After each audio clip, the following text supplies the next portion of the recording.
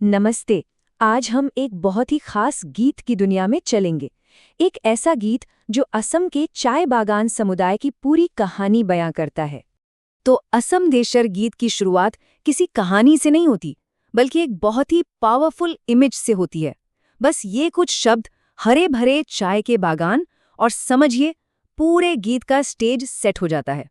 तो चलिए थोड़ा और गहराई में चलते हैं। देखते हैं कि कैसे इस गीत के जो बोल हैं वो सबसे पहले उस धरती की एक जीती जागती तस्वीर खींचते हैं। इसमें ना एक लाइन है जो बार बार आती है, मोर धुनिया असम देश, जिसका मतलब है मेरा सुंदर असम देश। सच कहूं तो यही लाइन इस गीत का दिल है, अपने इलाके के लिए प्यार का एक सीधा सच्चा इजहार। और गीत के बोल एक बहुत ही खास नज़ारा दिखाते हैं, ऐसा नज़ारा जिसकी पहचान ही इन बागानों से है और उनके ऊपर छाया देते हुए पेड़ों के, कह सकते हैं, एक मंडप से है। मतलब ये एक ऐसी दुनिया है जहाँ कुदरत लोगों के साथ साथ हर पल मौजूद है, एकदम जिंदा। और जब गीत में बहती नदियों का जिक्र आता है ना, तो ये बात और भी साफ हो जाती है। तो ठीक है, अब तक तो हमने लैंडस्केप की बात की। अब देखते हैं कि ये गीत कैसे अपना फोकस बदलकर उन लोगों पर लाता है जो वहां रहते हैं, जो उस जमीन का हिस्सा हैं। और यहाँ लोगों के जीवन का जो मेन काम है वो एकदम साफ साफ बताया गया है। बागान में काम करते रहे, यानी चाय की झाड़ियों के बीच हर रोज की मेहनत। और यहीं पर गीत एक बहुत ही खूबसूरत मेटाफर, एक रूपक का इस्तेमाल करता है। चाय की पत्तियों को क्या कहा गया है? सोना रूपा पातले। सोचिए, इसका मतलब है कि वो पत्तियां सिर्फ एक फसल नहीं है, वो तो उनकी कड़ी मेहनत से कमाया हुआ एक कीमती खजाना है। तो इस तरह से ना ये गीत जिंदगी की एक बहुत ही साफ और लगातार चलने वाली लय बनाता है, जो सीधे सीधे चाय से जुड़ी है। देखिए, बागानों में मेहनत, फिर उन सोने चांदी जैसी पत्तियों को तोड़ना, और बस काम और जिंदगी का ये साइकिल चलता ही रहता है। लेकिन रुकिए, इस गीत में जिंदगी सिर्फ मेहनत तक ही सीमित नहीं है।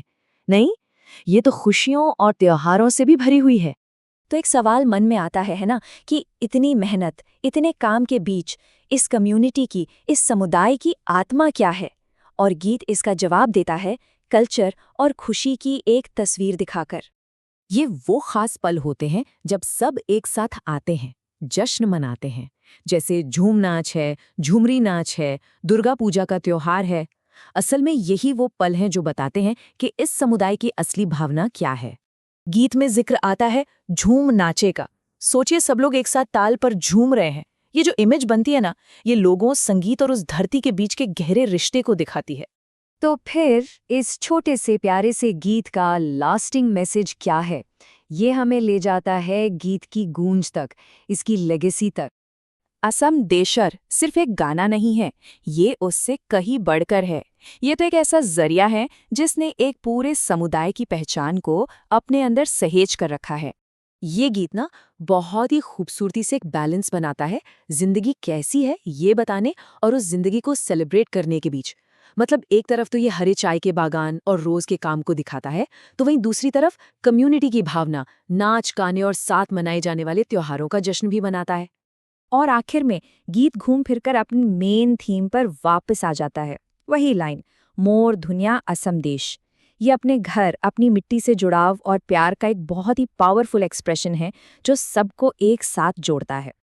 और ये हमें एक बहुत ही गहरे सवाल के साथ छोड़ जाता है कि आखिर कैसे कैसे एक अकेला गीत एक पूरे समुदाय की दुनिया को अपने अंदर समेट लेता है।